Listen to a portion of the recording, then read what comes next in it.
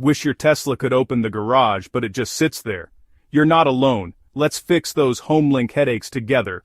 HomeLink lets your Tesla Model S open garage doors automatically, but sometimes it just stops. Why?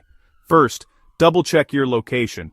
HomeLink only works if you're close enough, about 20 feet from your garage. If you're too far, nothing happens. Next, check your settings. Tap Controls, then HomeLink on your Tesla's screen. Make sure it's programmed to the right garage, and set to Auto Open or Auto Close if you want that.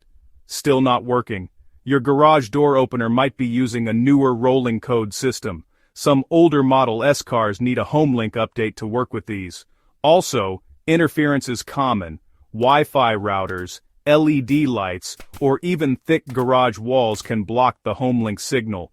Try moving your opener remote closer or park right outside the garage when programming.